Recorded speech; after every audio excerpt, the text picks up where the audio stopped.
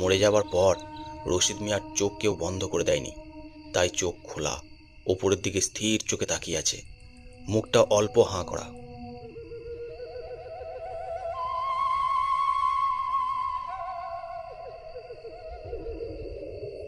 সন্ধে হয়ে এসেছে, আজ আর কেউ আসবে না।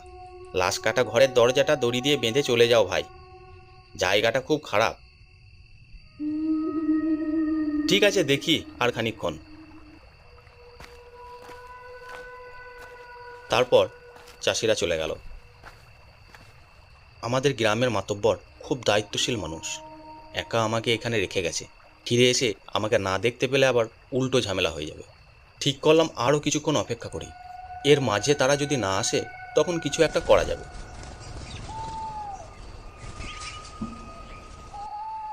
আমি একা বসে বসে মশার কামড় খাচ্ছি আর রশিদ মিয়াকে গালি দিচ্ছি।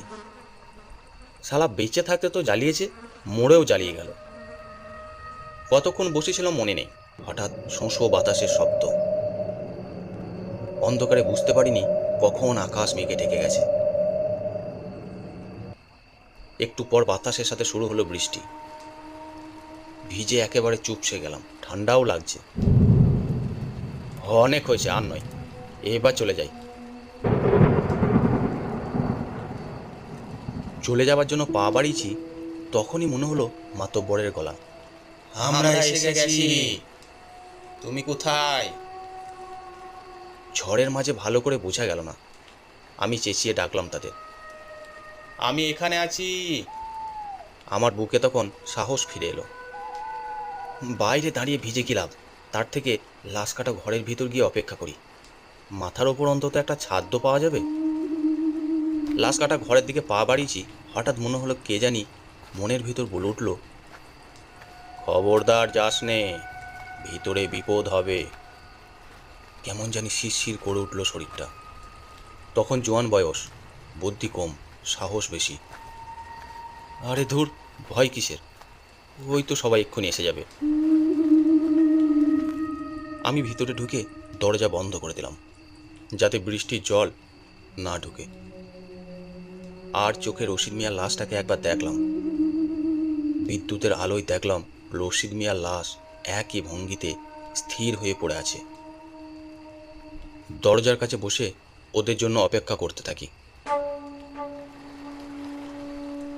অনেকক্ষণ পার হয়ে গেল। কি ব্যাপার, ওদের তো আর দেখা নাই, কিন্তু আমি তো মাতব্বরের গলায় স্পষ্ট শুনেছি। তাহলে কি ওটা নিশির ডাক ছিল? ভয়ে আমার সারা শরীর কাঁটা দিয়ে উঠল, নড়তে সাহস পেলাম না।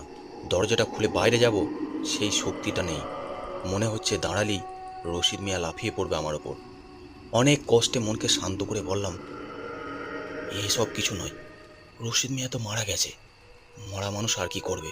বৃষ্টিটা একটু কমলে শহরের দিকে যাব, অনেক হয়েছে, আর নয়।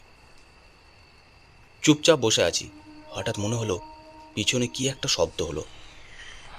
শুয়ে থাকা অবস্থায় কেউ নড়ে উঠলে যেরকম শব্দ হয়, ঠিক সেই রকম। বুকটা ছ্যাঁত করে উঠল। তাহলে কি রশিদ মিয়া? না না, নিজেকে বুঝালাম এসব কিছু নয়, ইঁদুর হবে নিশ্চয়ই। বৃষ্টি তখন কমে আসছে। হঠাৎ মনে হলো বাইরে কি একটা যেন ছুটে গেল।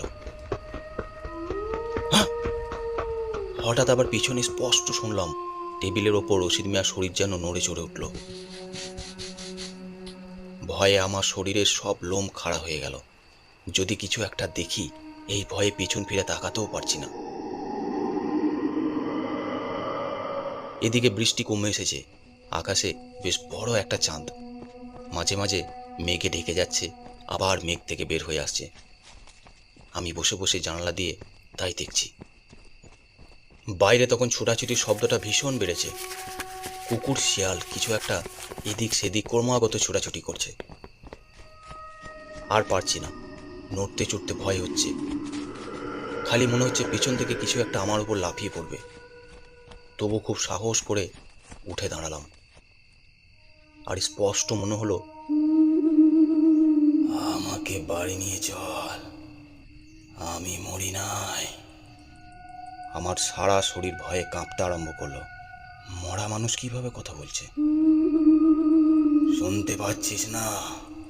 আমাকে এখানে কেন নিয়ে এসেছিস?